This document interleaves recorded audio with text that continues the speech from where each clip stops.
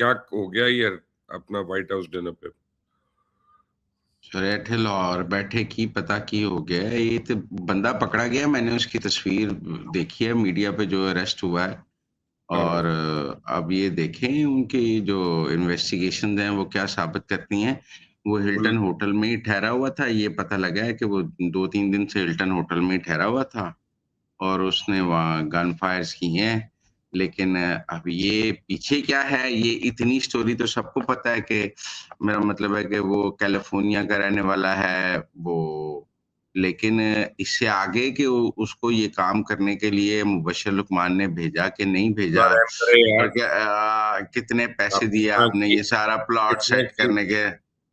इस तरह की आप बातें ना किया करें, बड़ी मेहरबानी है आपकी। लेकिन ये है कि मैं तो हुँ। किसी के ऊपर गोली चलने से खुश नहीं, दुनिया में किसी पे। मैं फिर समझता अभी हूँ कि कुछ नहीं ये पता। वो बंदा पकड़ा गया है, अब इन्वेस्टिगेशंस बताएँगी कि क्या होगा।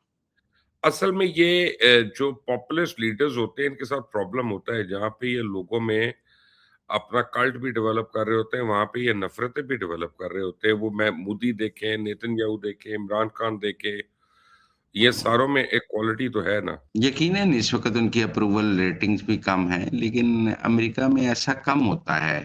ये वैसे तो ट्रम्प की कैंपेन के दौरान भी ट्रम्प पर असैसिनेशन अटेम्प्ट हुई थी और इसको भी उन्होंने अपनी असैसिनेशन अटेम्प्ट ही कहा है कि वो उन्हीं को मारने के लिए वहाँ आया था। ट्रम्प ने जो कहा है कि he was an assassin there to be for मी।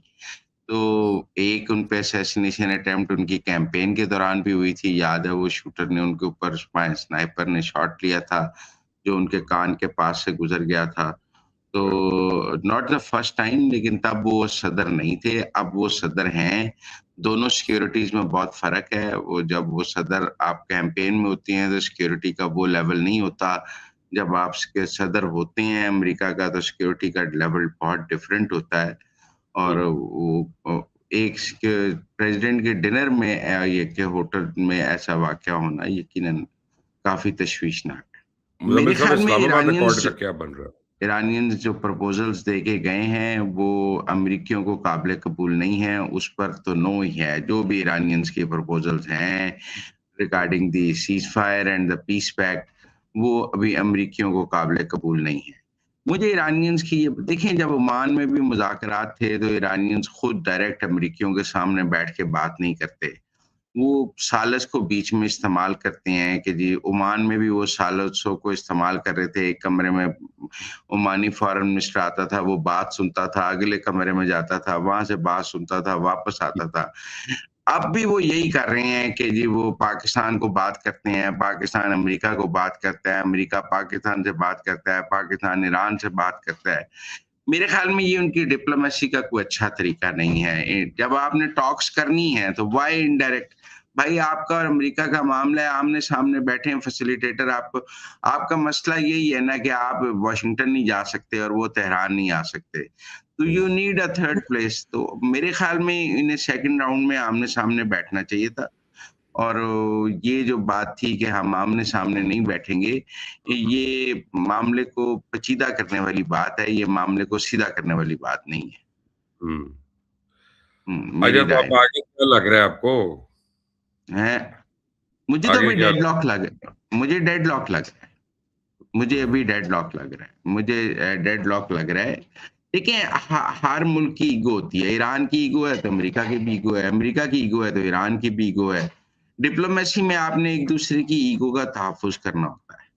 और उसमें मुझे लगता है कि ट्रम्प साहब के ट्वीट्स ने यकीनन मसाइल पैदा किए हैं। लेकिन आम मुज़ाकरात से इनकार करके ईरान ने भी मसाइल पैदा किए हैं। अब ये कैलकुलेट करने वाली बात है कि ट्वीट ज़्यादा बड़ा जुर्म है या मुज़ाकरात में इकट्ठे बैठने से इनकार ज़्यादा बड़ा जुर्म है।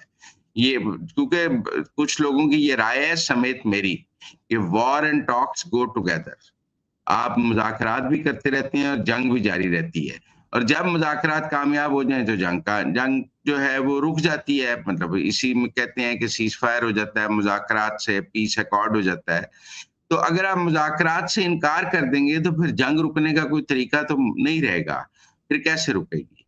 तो इसलिए आपको मेरा ख़्याल याद है है कि कि थोड़े दिन पहले ईरान जो है वो रिपीटेडली ये कह रहा था कि एक फ़ॉल्स फ्लैग ऑपरेशन होना है 9/11 की तरह, और वो कैलिफोर्निया से ओरिजिनेट करेगा।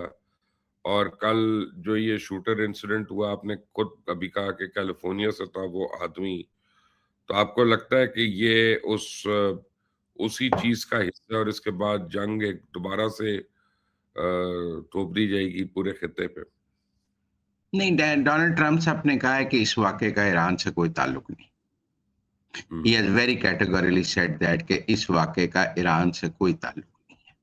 तो मेरे ख़्याल लेकिन में रात जब रात में दुनिया से हो प्रेज़िडेंट प्रेज़िडेंट ट्रंप की जब ये स्टेटमेंट आ गई है कि इस मामले का ईरान से भी कोई ताल्लुक नहीं और ईरान की जंग से भी कोई ताल्लुक नहीं, तो आई थिंक जो इनिशियल इन्वेस्टिगेशंस हैं उनमें तो ये बात साबित हो गई है। अब वो कोई इमिग्रेंट है जो इमिग्रेशन के लॉज़ से तंग है या वो और महँगाई से तंग है या और किसी बात से ट्रंप की डोमेस्टिक किसी पॉलिसी से तंग है, तो वो मैं नहीं कह सकता। लेकिन चूँकि अब उन्होंने साफ कहा है कि मेरे ख़्याल में शूटिंग का ईरान जंग से कोई ताल्लुक नहीं है। तो आई अच्छा थिंक चलिए,